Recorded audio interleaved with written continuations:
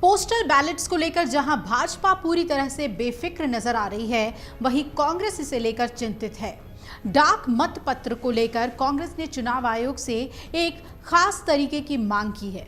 दरअसल कांग्रेस का कहना है कि मताधिकार से वंचित शासकीय कर्मचारियों, पुलिसकर्मियों, अतिथि शिक्षकों को पोस्टल वोट से मतदान करने का अवसर दिया जाना चाहिए।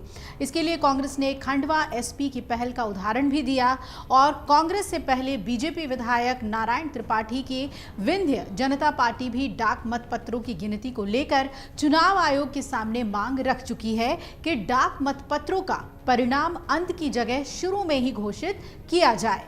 बताया जा रहा है कि चुनाव ड्यूटी में लगे कर्मचारी अधिकारी बड़ी संख्या में वोट नहीं कर पाए हैं। ऐसे में कांग्रेस डाक मत पत्रों को लेकर चुनाव आयोग से लगातार मांग उठा रही है।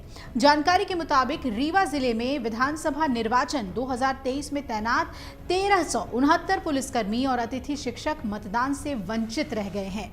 पिछले चुनाव के परिणाम पर नजर डालें तो समझ आएगा कि पोस्टल वोट क्यों महत्वपूर्ण है। विधानसभा चुनाव में कई सीटें ऐसी हैं जहां डाक मत पत्रों से बड़ी संख्या में वोटिंग हुई है।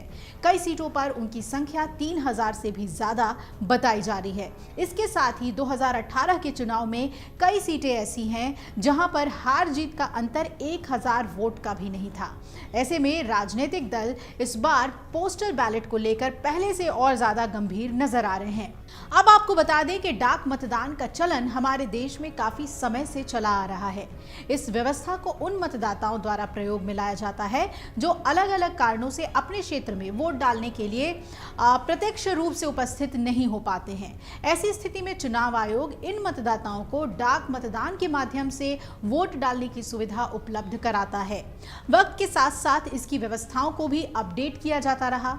अब डाक मतदान ई डाक मतदान प्रणाली से भी होने लगा है। इसके साथ ही हर चुनाव में जब मतपत्रों की गणना की जाती है तो सबसे पहले डाक मतपत्रों को ही गिना जाता है। इस व्यवस्था का उपयोग चुनाव ड्यूटी में सेवा देने वाले अधिकारी, भारत सरकार के सशस्त्र बलों के कर्मचारी, देश के बाहर कार्यरत सरकारी अधिकारी, सेना अधिनियम 1950 के तहत आने वाले सभी बल के द्वारा किया जाता है। चुनाव आयोग द्वारा हर चुनावी क्षेत्र में डाक मतदान करने वालों की संख्या पहले से निर्धारित की जा चुकी होती है। इस प्रक्रिया में सबसे पहले खाली डाक मतपत्र को इलेक्ट्रॉनिक तरीके से मतदाता तक पहुंचाया जाता है। अगर मतदाता किसी ऐसी जगह है जहां इलेक्ट्रॉनिक तरीके का इस्तेमाल नहीं किया जा सकता तो वो डाक सेवा के माध्यम से मतपत्र को भेजता है। यदि किसी कारण से मतदाता अपने इस अधिकार का प्रयोग नहीं कर पाता है तो ये मतपत्र लौट आता है।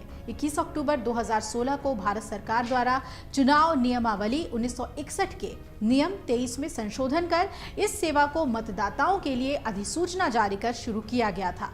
इसके बाद ई डाक के माध्यम से मतदान करने की सुविधा शुरू हुई थी।